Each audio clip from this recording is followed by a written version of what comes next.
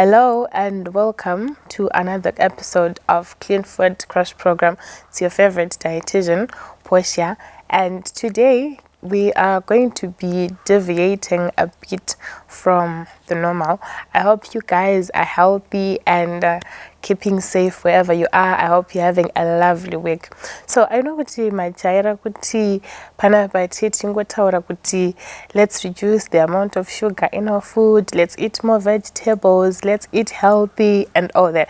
But today we are going to be deviating a bit from the normal. Today we're going to be talking about drug abuse. So why are we talking about drug abuse today? This is because it's a problem in our communities, and not just our communities, it has become a global pandemic. Drug abuse, it could destroy a lot of families, it is destroying communities, it is destroying my relationships. It is tearing down all the work that we are trying to put into making our community a better place. So, which is why I feel like it's important for us to talk about drug abuse today. It's important for us to talk about those things. So, the destruction irikuitwa nema drugs, it's not just limited to societies and families and communities. The economy is also under attack. This is because the very same people who are supposed to be building this economy are under the influence of drugs. The church is under attack. This is because the very same people who are supposed to be the church of tomorrow are under the influence of drugs. The health system is in chaos. My budgets of public health, they are blowing over the roof. We have an escalation in infectious diseases. There is a rise in crime rates, violence.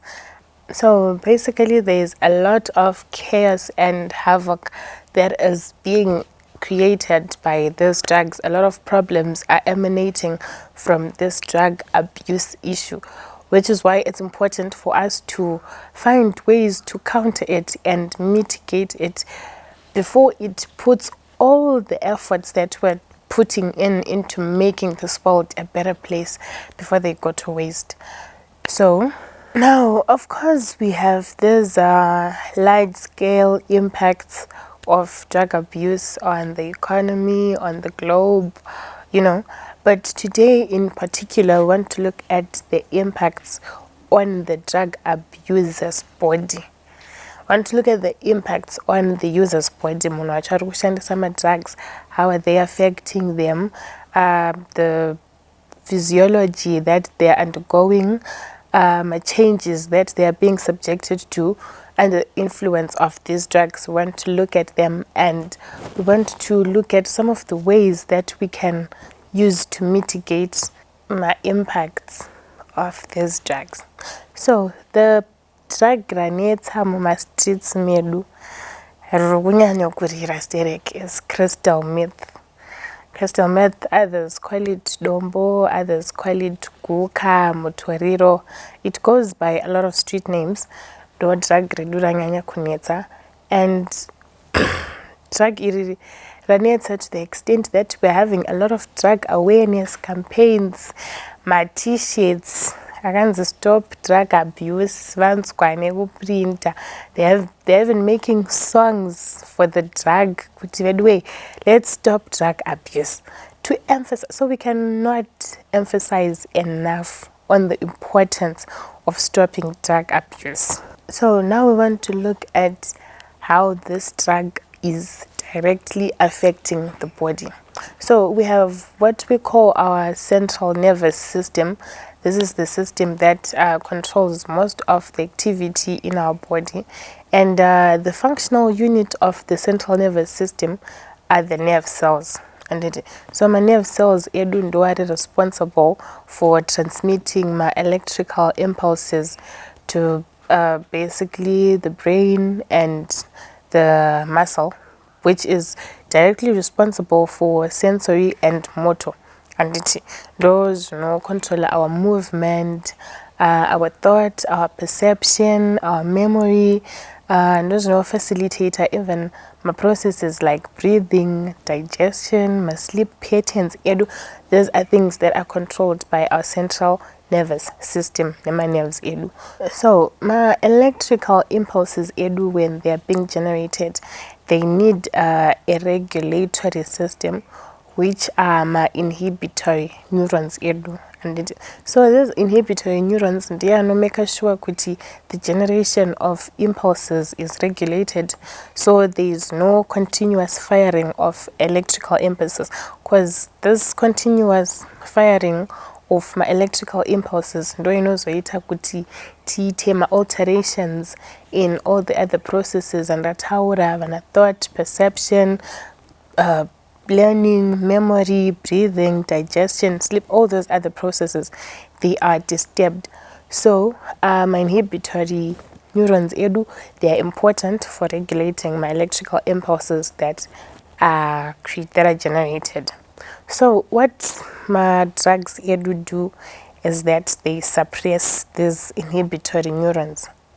When the inhibitory neurons are suppressed, it means kuti there is no regulation in our generation of electrical impulses. That is how we have my abnormalities that we notice in people who are using drugs.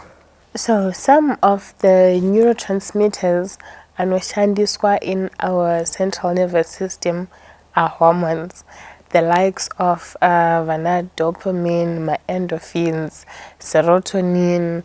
The list is endless, but for the sake of this presentation, I want us to focus on specifically dopamine and serotonin. So these are hormones that are responsible for regulating a lot of body functions.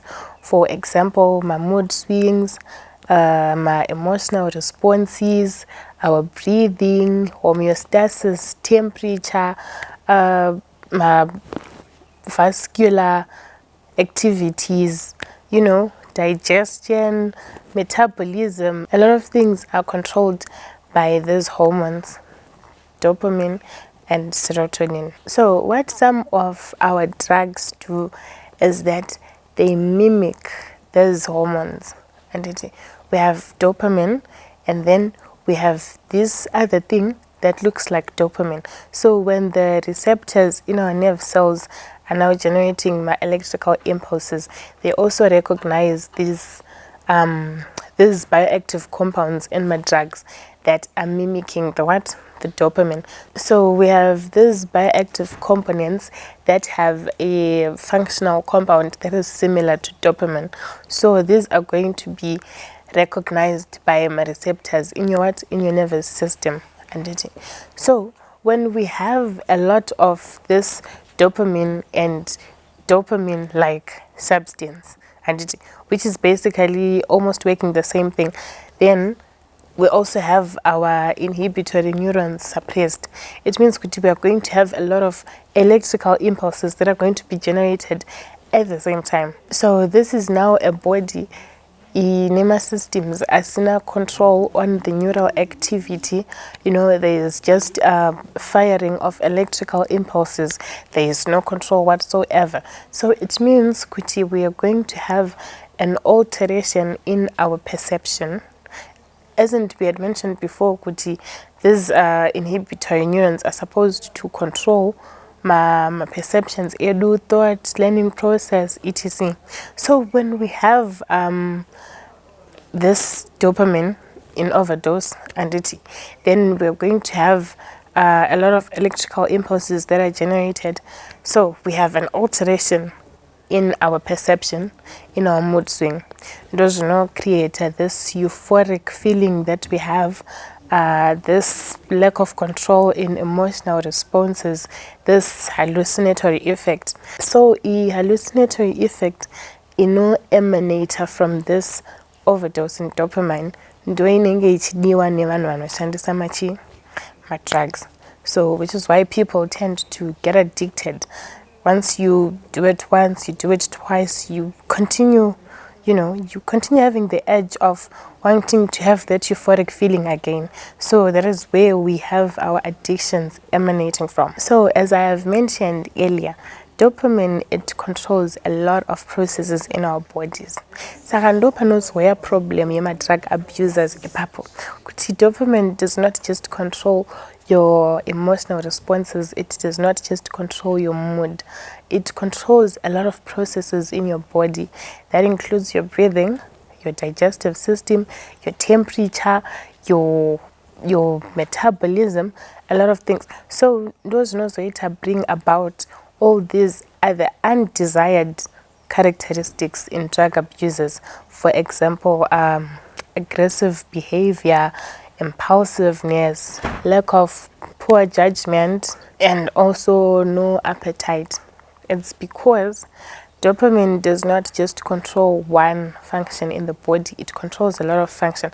So when it is in exaggerated amounts, then it means kuti all the other processes are going to be affected. Pamunoona munhu anenge achitonhorwa kuri kupisa, munhu haana appetite, chero mukabika 7 colors haadyi, haana appetite. Munhu ane they experience for the ladies, they start to experience abnormalities in their menstrual cycle. But it's because dopamine is also controlling all these other activities in your body. So other than giving you that euphoric effect that you desire, it is also going to give you all these undesired characteristics. So we should keep in mind kuti it's not just one function that is altered. The whole body, the whole system is under attack kana tichishandisa madrugs. So besides my behavioral changes that we might notice, there are other long-lasting impacts that the use of drugs has on the body. And first and foremost, we've got our kidney. So first and foremost, we've got our kidneys. And so due to the use of drugs, we can experience my electrolyte imbalances in the body. So my electrolyte imbalances they have a negative impact on the kidney. They damage my kidney cells, and also my alkaloids, and when you come my drugs, they directly damage my kidney cells. So when I some drugs for a very long time, they are at the risk of developing kidney disease. They are also at a greater risk of developing my kidney stones. We also have damage on the liver. So these bioactive compounds are my drugs. They destroy the cell membrane yema cells in liver. Now the liver, being a detoxifying organ, it's supposed to regenerate itself. It's supposed to regrow my new cells. But imagine when the cells are dying and there is no growth of new cells, then it means we are at a risky liver malfunction. So you can either develop my liver scarring, which can in turn lead to liver cirrhosis, and you can also develop liver cancer. So the overuse of drugs is strongly discouraged. So these substances that are found in drugs, they also irritate the lining of your lungs. So you can see when prolonged use of my drugs, they can develop conditions like asthma or bronchitis. And also my lung cells, they are also destroyed, which means kuti munhu anenge ari prone to conditions like pneumonia, chronic obstruction pulmonary disease, all those diseases are no affected the respiratory system. And when we drugs, they are more prone to them. That is why we see my drug users vachiita my problems in breathing. They experience a lot of wheezing. They cannot breathe normally like normal people. It's because their respiratory system is under attack. Not only does it affect your respiratory system, your reproductive system is also under attack. For the ladies, you can experience ovarian damage from the use of drugs, which means that my ovaries they can no longer function well. So you're at a high risk of infertility. Your uterus is also damaged. you experience uterine damage, endometriosis, you can develop fibroids. Your menstrual cycle is also under attack, so you can experience abnormalities, amenorrhea. All these are conditions that can possibly emanate from the prolonged use of drugs. And then for varume, drugs, they can cause testicular damage. So if your testicles are damaged, then you can experience things like low sperm count, poor quality of sperms. So basically you can become infertile. So the use of drugs is strongly discouraged. Now, the list of my organs that can be damaged by my drugs is endless. I just mentioned a few, but my drugs, they have a lot of impacts on our body. So it is important for us to find other ways to mitigate, the use of drugs, or other things that we can substitute for instead of taking drugs. Because basically the end goal of taking drugs is to elevate your dopamine and your serotonin. But we end up having all these adverse chronic illnesses that were unintended. So basically the whole body system will be under attack. So what we need to do is to find other ways of raising this serotonin and dopamine without using drugs. So the question, are there other ways that we can use to raise my hormonal levels without using drugs? The first one is good diet. I can never emphasize enough the importance of a good and healthy diet. Eating your fruits and vegetables, high fiber, reducing the amount of sugar, fat, and salt in your food is of utmost importance. And also eating my high quality fruit. Most of our food these days is processed, and it has no biological value in our bodies, no nutritional value whatsoever. So it is important when we are making my food choices, let us opt for foods that are more in nutritional value, and this way we can naturally boost my hormones like dopamine and serotonin. Secondly, we can try exercise. Now, exercise has been proven countless times to elevate these hormones. Another way that we can naturally boost our dopamine and serotonin levels is activities that we enjoy doing. It's important that you find something that you're passionate about, something that you do effortlessly, that you enjoy. These activities, another way we can naturally boost our dopamine and our serotonin levels is to identify my activities that we enjoy doing, things that we're passionate about doing. Because when you do something that you're passionate about, you increase these feel-good hormones, which is our end goal. The end goal is to increase your dopamine and your serotonin. And so we can try to incorporate these activities, identify them. It could be music, it could be art, it could be sports, whatever it is that you feel like you enjoy doing.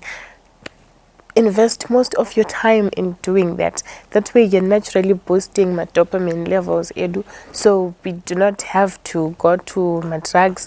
We do not have to find my other alternatives that are harmful to our body to give us that feel good hormone. And we should also normalize getting enough sleep. It is important for us to get enough sleep, because when we sleep, we're giving our body the chance to recuperate, the chance to regenerate these hormones. So if you're always on your phone 24/7 and you do not give your brain the chance to rest and refurbish, then it means you're always going to be on the low for this hormones, substitutions. So it's important for us to get enough sleep. Also, we should limit our screen time. It's important that we limit our screen time, because ukachayirwa na 2 a.m. uchiri paWhatsApp, uchiri paFacebook, where do you think your body will find the time to regenerate these hormones? And so we need to give our bodies enough rest. We need to give our bodies enough sleep. And also, it's important kuti once in a while you detach from the digital world and, you just get into the natural world, into nature, because nature has its own way of providing my healing processes. So it's important that once in a while unomboitawo slip into this natural world where there is no television, where there is nothing digital. It's just you and nature, just you connecting to nature. Trust me, you will find that relaxing and healing, and it is a way of just taking away all this depression, all this stress it's substitute with my drugs. Now, I don't know who is perpetuating this notion kuti counseling is for white people, counseling does not work for black people, because that is very wrong. Counseling and therapy can also work for us. So why don't you try, instead of turning to drugs, why don't we try doing my therapy sessions, professional therapy sessions, professional counseling sessions? You go there and sit and you let the professional do her work and see is it not going to work for us, because some of the things that we actually think are bothering us, it's a matter of perception, and we need someone who can professionally help us to process our emotions well, to manage some of these emotional turmoils that cheetah face. So I advise kuti instead of turning to drugs, why don't we try my professional counseling sessions? And for the icing on the cake, have you ever tried prayer? Like, have you ever tried prayer? Because one thing that we should understand is that the devil is on a warpath. And some of these problems that we are facing, they are not physical, they are spiritual. Even the Bible says it, we wrestle not against flesh and blood, but against principalities. So if you're in a war gun and you're using a knife, then you're definitely going to lose that battle. So we need prayer. We need to ask the Lord kuti some of these problems, because on our own we cannot do it. The issue of drug and substance abuse is one of the ways that the devil is trying to use to destroy the youth. So let us try prayer. Like, just try prayer. So now, if we're going to look at mitigating drug abuse, we need to understand kuti mitigating drug abuse is not just holding my drug awareness campaign, nekuprinta ma t-shirts akanzi stop drug abuse, nemazi big banners atinenge takaita, nemacha and songs. No. We have a bigger part to play in mitigating drug abuse. So problem yatinoita is kufunga kuti drug abuse is the problem. Drug abuse is not the problem. Drug abuse is a solution. It's a wrong solution, yes, but it's a solution. So what is the real problem?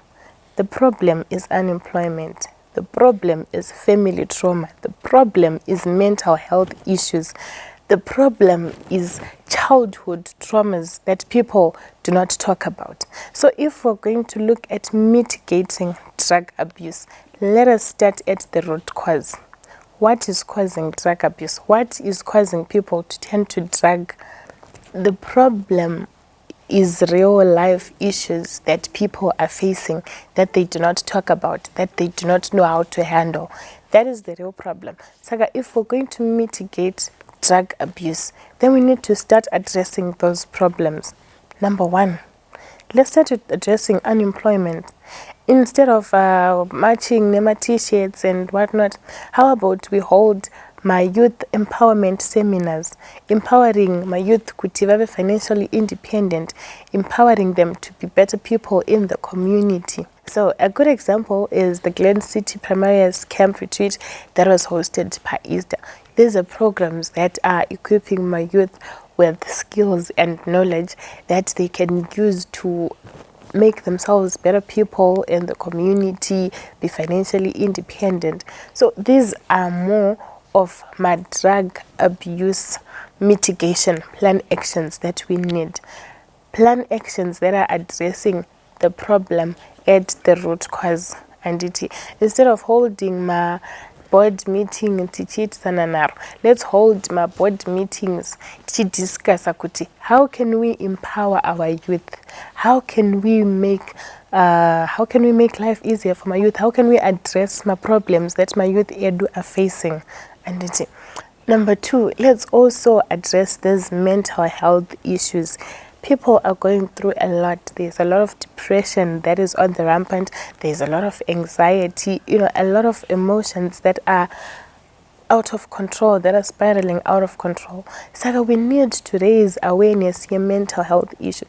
So if you think drug abuse is your only problem, wait until you see the rate of mass suicide going up.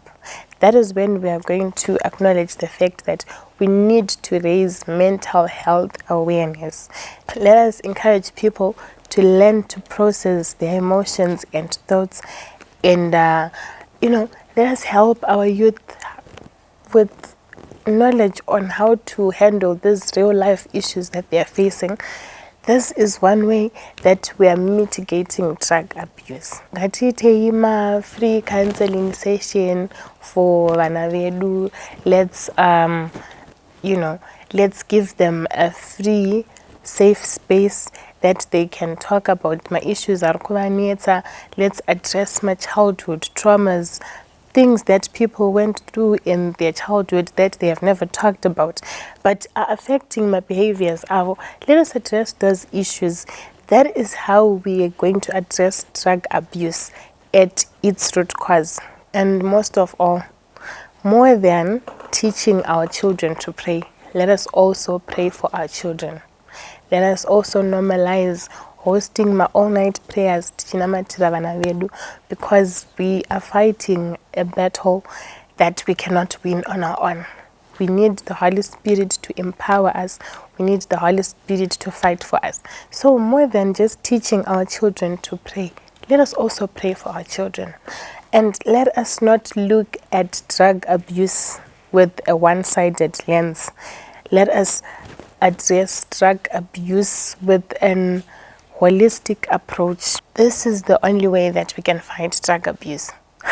So we need to know this drug abuse, it's not a one-man job. It's a battle that we have to fight as a community, that we have to fight as a church, and above all, that we have to fight as a united front. So until we internalize this, all our efforts are going to go to waste. So let us normalize fighting this with a holistic approach.